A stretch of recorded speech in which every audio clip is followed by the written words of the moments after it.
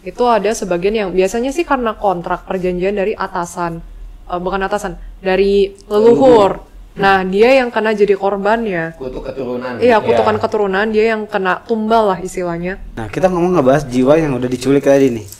Jiwa ini pasti kalau konsep voodoo atau boneka tadi, jiwa ini akan diikat lah oleh si jin antara jiwa dan boneka tadi. Di saat Tom tidur, si demon ini akan ngambil jiwanya si Tom. Yang tadi itu namanya ATI, dan ATI itu sama yang astral projection yang gue lakuin itu beda. Udah gitu aja, that's it. Tapi Sebenarnya. apa yang lu rasakan tadi ketika ikutan mereka nih?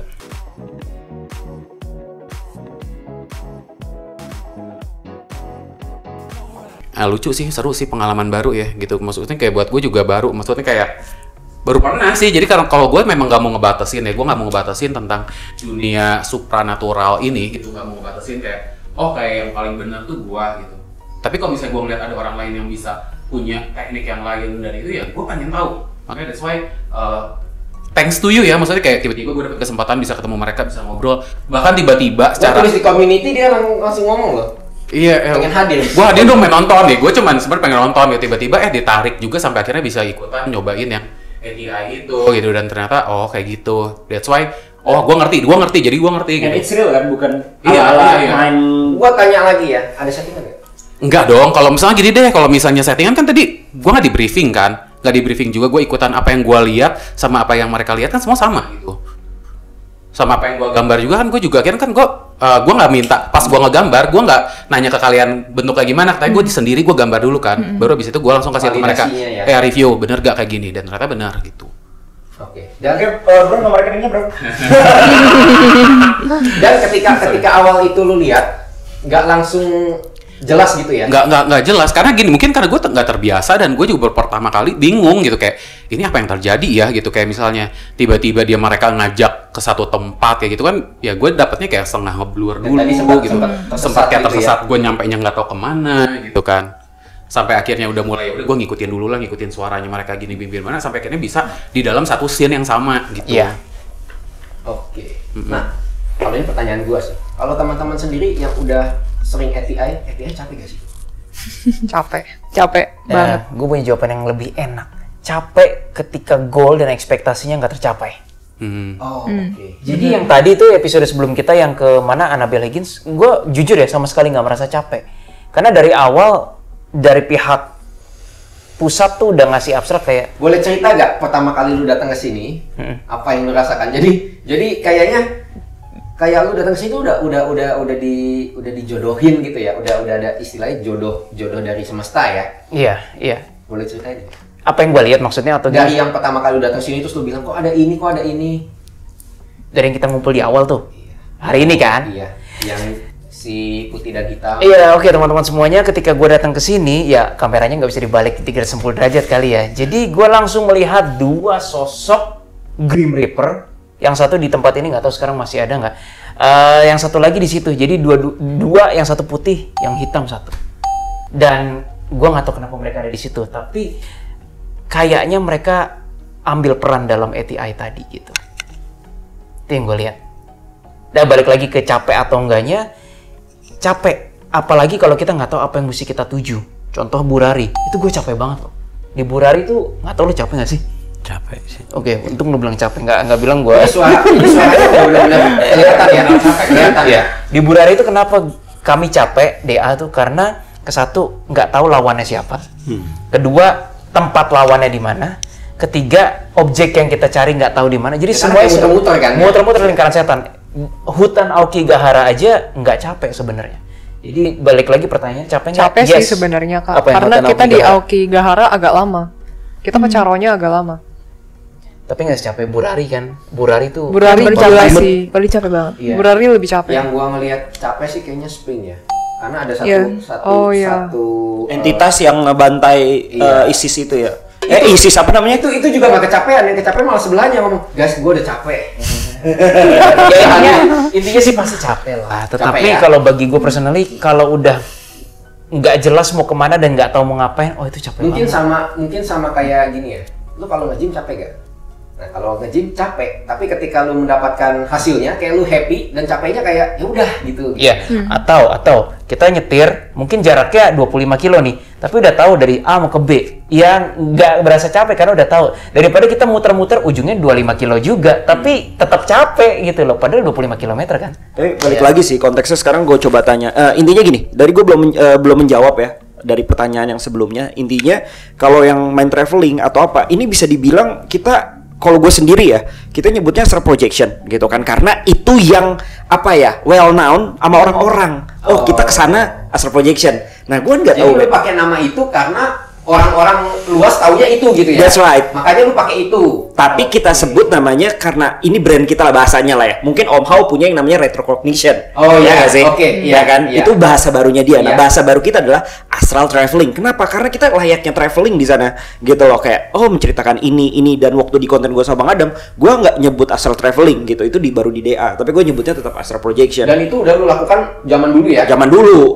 dulu banget, udah 2 tahun silam. Dan cara ini sebenarnya udah digunain banyak sama YouTuber semua gitu loh. Mungkin pembahasannya beda. Nah, gue nggak tahu kenapa kita disebutnya mind traveling atau apa. Nah, intinya sih konteksnya berbeda, metodenya. Mungkin konsepnya namanya astral projection, tapi mungkin ada subnya. Half astral projection atau enggak split astral projection, kan bisa ke arah sana kan? Astral projection gua Seperti ke arah sana. Intinya metode kita berbeda aja. Dan langsung kita coba tanya sama narasumber kita hari ini, bintang tamu juga kan, yang udah pernah astral projection. Lu pernah astral projection 100%? Lu pernah? Sama ATI menurut lu capaian mana? Jujur aja. Capaian yang 100%. 100% capek banget. ya? Iya. Tapi tergantung juga. Lu kalau yang 100% itu lu ngapain juga di sana. Kalau misalnya lu traveling kejauhan, itu capek. Tapi kalau cuma lu diem di satu tempat dan kemana-mana, malah bisa recharge. Dan tempat tidurnya Iya, doang kayak gitu. misalnya gua kemana-mana, gua cuma di tempat tidur doang, itu recharge banget. Malah bisa lu bangun segar. Jadi wajar banget kalau melakukan ATI itu lu masih bisa ngomong, masih bisa ngobrol, masih Iya. bisa cerita, karena memang nggak terlalu capek ya. Iya, Lebih karena capek kayak- astral projection itu ya, Mungkin kalau 100% kayak ya. tadi, kalau yang tadi yang kayak ADI gitu ya, kayak mungkin kalau gua bisa bilang yang nggak nyampe setengah sih, mungkin yang kayak keluar itu cuman, kalau gua yang tadi gua rasain ya, cuma sepertiga sih yang keluar. Sepertiga ya. Sepertiga. Jadi cuman sedikit aja ya. Iya. Part dari diri. Karena lu. lu di sini masih sadar, bisa sadar, Masih full bahkan. masih full ya. Dan tadi untungnya kita nggak capek-capek banget ya. Oh ya mungkin karena tadi juga nggak terlalu capek-capek Iya, juga kan, cuma untungnya. diem di tempat begitu, cuman ke danau lawan. doang. Iya, Tadi bener. Kesesat sebentar. Iya, habis itu Lawannya balik juga lagi. nggak banyak. Iya kan Iya. yang ngurusin juga sebelah sana gitu, Iya. kita kan nggak ngapa-ngapain ya, Iya. gitu.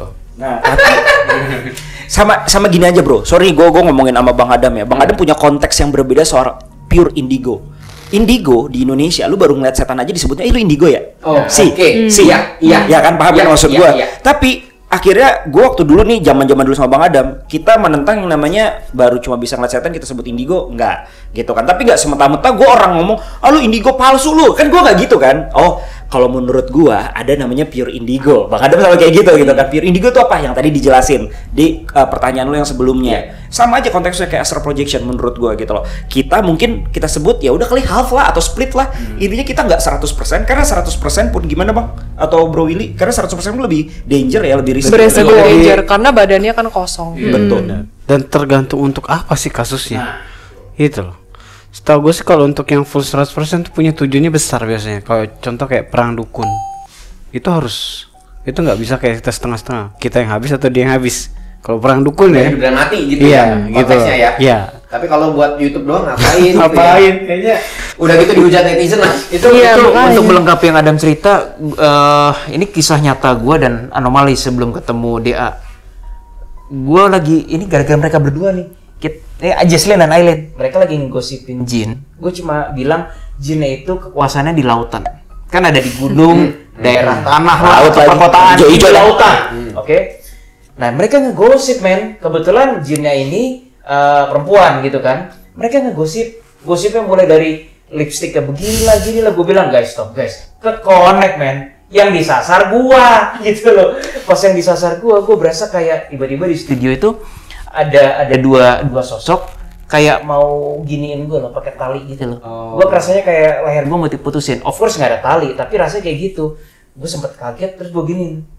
Berasa kayak Putusnya sempet ya? putus, nggak gue gini putus. Oke. Tahu ada lagi, gue kayak kucing mau dikarungin.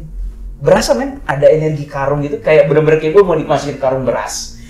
Terus gue doa, panik. Itu rasanya tuh gue udah kayak Tyler gini loh, kayak udah mau apa sih? kayak mau Pingsan. Beneran. Gua doa, fokus, waktu itu gua belum seperti sekarang kondisinya, hilang. Nah jadi kalau ada yang bilang, ya itu ya kayak gitu tuh mainannya, kalau serangannya itu pada level jin loh. Itu sampai yang mungkin kalau gua biarin, ya 100% gua bisa kena. Atau gua tidur aja, mungkin besok tetap bangun, cuma ya ada yang bilang entah gua daya tahannya kurang lah, gua nggak bisa kerja lah kayak gitu. Nah, makanya pun juga kadang-kadang kita untuk ngajak collab ataupun nanti kita API off air juga, konteksnya adalah kita coba cek dulu apakah masuk frekuensinya. Nah, untungnya aja sama tadi Tongku ya, cek dulu ya. Ya, frekuensinya cocok gitu kan. Intinya sih gue takutnya kan karena belajarnya metodenya beda atau apa nggak masuk gitu kan. Ya udah gitu, ataupun dia kayak gue yang sulit gitu kan, yang nggak bisa gitu kan. Makanya banyak yang netizen bilang, ayo kamu ikutan. Ya kalau emang dasarnya satu, fokusnya aja nggak fokus ya kan, sering banget main gaming, dalam artian kayak ini baru fokus tiba-tiba ada aduh ntar makan apa ya udah buyar gitu kan bahasanya, fokusnya gue nggak akan bisa ATI, makanya gue nggak pernah paksain gitu sih. Intinya sih ini balik lagi dalam segi konteks metodenya seperti apa gitu kan, yang kita lakukan metodenya seperti ini. Nah buat yang di rumah dan yang bisa, cobain deh konteksnya. Yuk, tadi kan udah kita paparin juga ya caranya kan, gitu sih di konten di sini ya, sama tadi kan soal yang Annabelle. Nah mungkin di situ kita ada penjelasan pemaparan tentang konteks kita yang split astral projection. Nah boleh deh dicoba gitu. Tapi sebenarnya sih kita pengen don't try di setup sih, tapi buat kalian yang berpengalaman dan menurut kalian astral projection 100%, coba deh split bareng gitu kan. Terus nanti di komen ya. Komen. Jadi gitu. kita juga bisa dapat oh memang ya teknik ini ada gitu, dan teknik ini biasa dilakukan gitu ya. Dan ini bukan ajaran anak satan atau apa segala macem. Oke. Kita anak satan nggak bilang demi Lucifer nggak gitu kan. Gitu kan. Anak jengkol kali. Nah jadi ya baru dong. Enggak kan itu anak asma. Gue lagi. Aduh. Nah itu Harus itu. Lu kayaknya spesial banget di sound effect. Lu kayaknya mesti belajar sound effect lebih banyak sama. Betul. Emang dosennya ya? Oke, yang terakhir deh sebelum kita tutup. Alright. Gua masih penasaran sama yang scanning memory. Karena selama ini kan Bang Adam selalu ngomong, ntar ya gue scanning memorinya dulu. Wah nggak bisa diinterview nih, gue scanning memorinya dulu. Biasa begitu ya? Nah itu biasa apa yang lo lakukan? Gue nggak dapetin apa sih energi memori yang dia punya sih. Biasanya tuh gue ngedapetin konsep ini dari klien sih. Nah kadang kan beberapa klien tuh kasus mereka nggak mau cerita masalah mereka. Oh tiba-tiba dapat kayak yang tadi Nah, itu iya, ya? mereka tuh maunya adalah ada orang yang ngertiin mereka. Nah biasanya gue ngambil energi memori yang dia rasain dulu. Nah memorinya dia ini cuma bisa diambil dari yang memori boldnya aja, yang sering terjadi atau yang benar-benar dia inget banget. Nah itu bisa kita baca. Tapi bener nggak sejelas kayak kita nonton film, enggak. Tapi cuman kayak berapa poin-poinnya aja. Poin seperti itu sih. Dan itu lo aplikasikan ke entah demon, entah jin gitu bisa? Itu bisa, itu demon dan jin bisa. Ini bapak ini juga ngerasain kan? kemarin gue baru melayat, sebut saya teman gue Sandra, bukan nama sebenarnya ya. Ayahnya baru meninggal, tapi memang karena kondisi memang sudah tua gitu kan. Terus ketika gue melayat, biasa Sandra bilang, Will, papa gimana kondisi? Gue ngeradar gitu. Setelah minta izin, boleh nggak nge-scan lebih dalam? Karena kan kalau di tempat melayat itu kan paling hanya doa ya. Kalau orang yang nggak berkepentingan lu langsung begini-gini kan kayak nggak sopan lu gitu kan. Boleh Will, boleh. Ya udah, gue lihat nggak ada kiri kanan, nggak ada orang, gue scan gitu kan. Terus gue dapet satu memori yang gini. Memang papanya Sandra itu sebelum dia meninggal, dia melepas semua barang-barangnya, barang-barang jimat gitu kan. Long story short, gue dapat memori kayak gue tanya, ini masih ada satu ya barang kesayangan papa. Gue ngelihat kayak Jimat tapi ya? Enggak, gue ngeliatnya cincin batunya hijau. Ini bahkan rohnya aja kayak megang erat-erat. Gue ngeliat di visionnya nggak mau dilepas. Ini kenapa? Gue bilang. Terus gue tanya sama Sandra, bener nggak papa dulu punya cincin hijau? Enggak, katanya. Wah, gue ngerasa radar gue nggak akurat. Terus si Sandra manggil adiknya, siapalah namanya gitu kan. Sini dek gitu. Adiknya cowok gitu. Oh Sandro. Ya Sandro gitu, Sandro sini. Papa dulu punya cincin hijau nggak? Nggak ada. Sehingga padahal dua-duanya dekat. Ya udahlah, gue pikir radar gue nggak akurat. Besoknya si Sandra WhatsApp gue bilang, Will, kata mama, bener dulu papa pernah punya cincin hijau. Papa sayang banget, itu pemberian popo istilahnya. Tapi dijual lagi karena kepentingan mungkin waktu itu BU gitu kan. Tapi papa nyesel banget. baru tahu gua. Dan ternyata cincin hijau itulah yang sangat udah menjadi jiwa, jadi arwah, nggak mau dilepas. Dia kayak masih terikat terus itu. Di situ scanning memori dan gua makin lama makin confidence dengan validasi dari para klien gitu loh.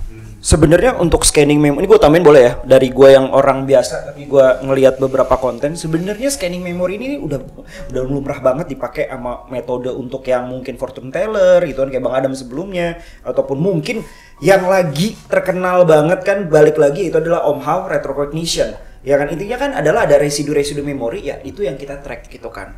Konteksnya sih di situ. Nah, mungkin kemarin ada yang sempat menjadi pertanyaan orang-orang ya, kalau gue boleh tambahin lagi adalah, kok bisa sih lu kembali ke masa lalu? Nah, kan konteksnya itu yang dipermasalahkan kan. Siapa yang bilang masa lalu, coy? Nah, kita nggak bilang, tapi kita scanning memori. Oh, nggak mungkin nih, semuanya udah nggak ada kan di situ. Kita pengen lihat kejadiannya itu kayak gimana lewat memori, betul nggak, Elin? Betul. Nah, Kita Elin kan silakan sempat ceritakan detailnya. itu lebih ke arah yang konser Travis Scott ya. Kita sebenarnya udah datang ke tempat by astral ya. Ke tempat aslinya Dan yang waktu kita itu lu lihat. bilang kan, ini lapangan udah kosong. Iya, kosong. Gue dengar banget. Iya. Ya, lu kan Gue sama Adam kayak kok lapangannya iya, kosong. Iya. Lapangan hijau semua gitu kan lu bilang ya. Nah, kita tidak mendapatkan informasi apapun itu di situ, makanya kita ke memori. Dan Jadi Dan mungkin- seperti si Om How itu iya, ya. betul. Dan mungkin banyak yang berpikir ke memori kalian mau mengubah masa lalu. Kita nggak bisa Nggak bisa. Nggak bisa. Apa yang sudah terjadi, iya sudah terjadi. Tapi kan dari situ kita bisa mengambil Cuma informasi. scan aja ya, kayak tadi Iya, lu scan. nge-scan bahwa oh ada si cincin hijau ini gitu ya. Iya, gue Iya, nggak kayak bisa gitu. ngambil apapun dengan cincin. Dan nggak bisa merubah maksudnya. Nggak bisa. Jual Nggak terus bisa. lu munculin lagi. Nggak Nggak bisa. Dan poinnya adalah kita cuma pengen track dalam artian kejadian sebenarnya gimana sih, ada bau-bau demonnya nggak sih, bener nggak? Kan just itu doang ya kan. Cuma Dan mau ngeliat ya. Iya. Secara real lu di sono lu ngeliat ada apa aja gitu ya. dan ternyata bangkainya Demonnya sadar. demonnya ternyata punya kemampuan khusus kan, dalam artian bukan demon ya, dalam artian semua demon Semua ya. demon punya. Semua demon punya kemampuan khusus, itu beda dengan jin yang dimana bisa melampaui ruang dan waktu. Dalam konteks itu kan sudah lampau. Ya udah kita kayak ketemu di astral projection istilahnya ya, astral. Ya udah, padahal ya dia sadar gitu loh. Mungkin analoginya bisa disampaikan dengan Bro ini gimana, Bro? Yang kayak dapat notif gitu yang lu ceritain dulu. Ah, yang mana?